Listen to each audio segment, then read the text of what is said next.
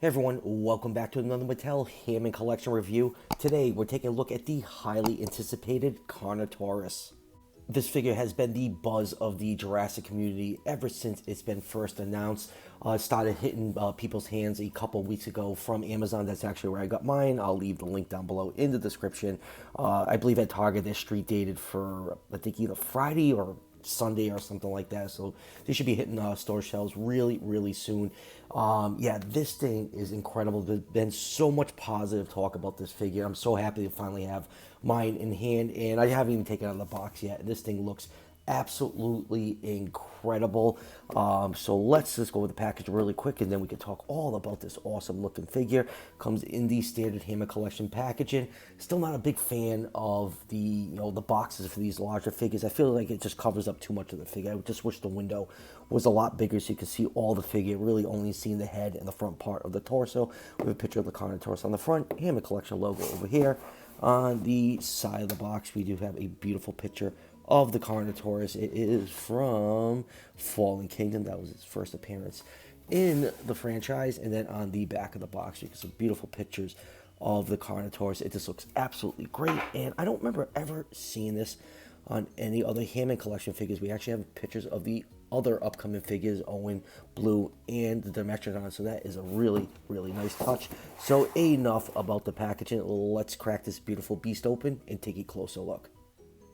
And here is the Carnotaurus out of the packaging, and all I have to say is, oh my goodness, this thing deserves all the praise it's getting. It is absolutely incredible. Dare I say, this is the best articulated dinosaur figure on the market, and I am a huge fan of Beast of the Mesozoic. But this thing is just on another level. It's $35, and look how awesome it looks. It just is beautifully sculpted and painted. Those paint apps are fantastic looking. The articulation is great. It's just all around just an absolutely beautiful figure. Mattel absolutely knocked this thing out of the park. It's just, look at it with proportionate feet. Look how good that looks. See, Mattel, you can do it with some proper engineering and balance. The dinosaurs can have proportionate feet. So hopefully this is the norm going forward. And, maybe the T-Rex will get an update. They didn't have to, block it with a crowdfunding to update, the Hammond collection Tyrannosaurus Rex with those proportionate feet. But yeah, this thing is just absolutely incredible. I am in love with it. It deserves all the praise it's getting. This thing is on another level.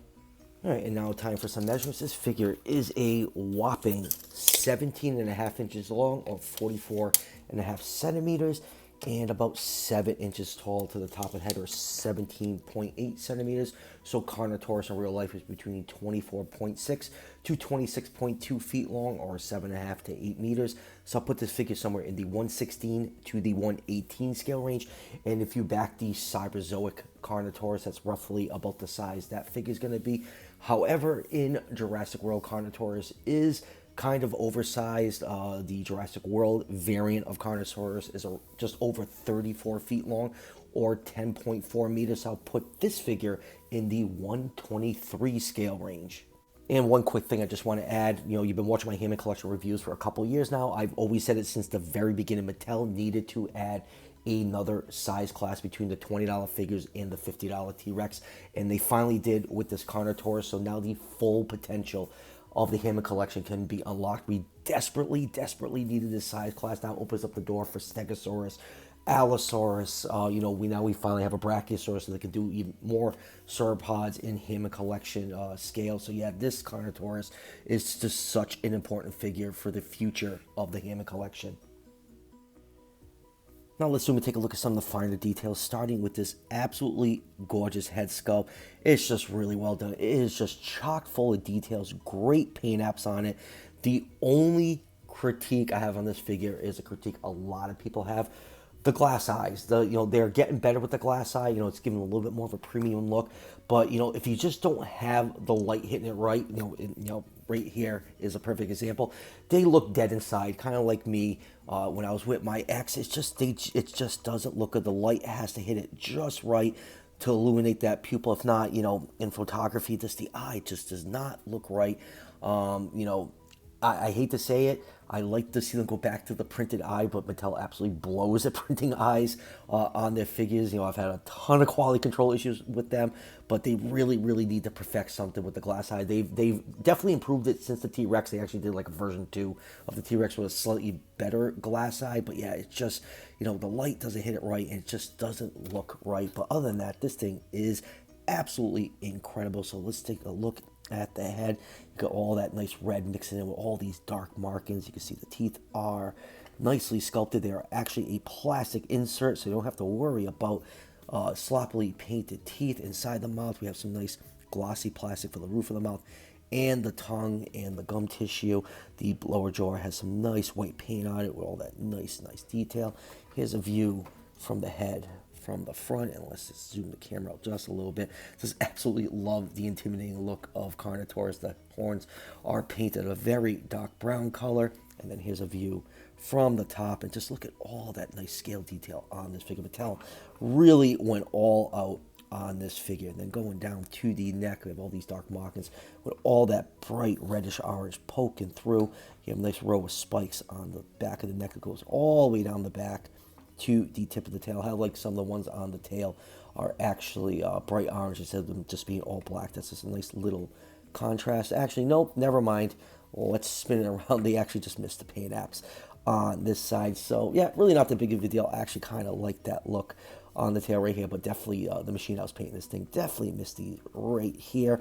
And then going down to the front arms, yes, oh look, Carnotaurus, it has an elbow joint. They really they shouldn't. They have very, very small arms, but like I said, this is based off the ILM model, and they gave Carnotaurus elbows in the movie, so this is movie accurate, just not scientifically accurate. So going on the underside, we have all that nice white that goes right to about the base of the tail. Along the side, you can see all those nice osteoderms and scale detail all over this figure. Unfortunately, the hand claws aren't painted in on the front arms. I would just like to see that a little extra effort just to paint in the claws.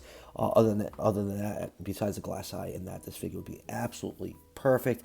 And then going down to the legs, you got more markings on the thighs. Look at all that nice scale detail. And then going down to the feet, just look how beautiful that looks with these nice proportionate feet. This looks so well, and we've seen it with the Carnotaurus. Mattel's been slowly drifting to making the feet much more proportionate, and with the upcoming blue, we get very proportionate feet with that. No more giant clown shoes on the Velociraptors. You can see the toe claws are painted in glossy gray paint. And then going down to the tail, some more of that nice detail and all those nice markings all the way down. So yeah, this thing is just absolutely incredible. I just wish the eye was just a little bit better. It just does not show up well on camera and in some photography. You can have the light hitting it just right. But other than that, this thing is just absolutely phenomenal. Now for articulation, which is the main drawing point of the Hammond collection, the mouth can open up that far. It can close completely flush. You do have a joint in the back of the head right here that does some backwards and forwards movement and a little bit of side-to-side movement. The other joint on the neck gets some upwards and some pretty decent downwards movement on that joint. Very, very well done. And let's just zoom out for a little bit and to show you the range of the side-to-side movement. You can get some decent side-to-side movement. I just wish the joint cuts were maybe a little bit deeper just to get the head swinging a little bit more to the side. But other than that, it's really not that bad. The arms can move forwards and backwards. They are on a hinge. You can swing them out. You do have a joint at the elbow. You get just under 90 degrees of bend. You can stretch the arms out to a full degree. I'm losing my words here.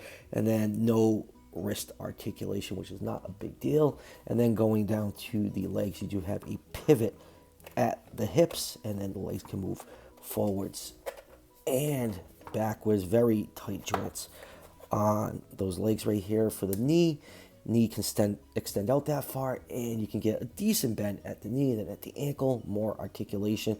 They're all on ball joints. You can get some nice swivel going on there. And then for the feet, the feet work really well. They look so nice and proportionate. And then going down to the tail, you got two joints on the tail. You got up, down, side to side, and same thing for this other joint right here. And then it also has a bendy rubber wire in there for more posability. So yeah, all around, this figure is just really fun to mess around and pose. And FYI, those new proportionate feet do not hamper the ability to pull off a one-legged running pose. That's one of the things I absolutely love about the Hammond collection. A little bit of finagling and just balancing right, you can pull off some really nice dynamic posing with these figures. Moving on with comparisons, here it is with the Hammond collection Robert Muldoon. And next up, let's compare it to Mattel's other Carnotaurus figures. Here is their first one that came out with Fallen Kingdom. And I will say one thing, Mattel has treated the Carnotaurus very, very well over the years. All the Carnotaurus figures I think have been great in my opinion. But one interesting thing that they did do, they gave it the correct forearms, like the very small, completely useless forearms on their mainline figures. And here is, I think this is the Control and Conquer Carnotaurus, and lastly, here is their small version of the Carnotaurus. This came like an Owen on a motorcycle, like multi-pack, when Dominion came out.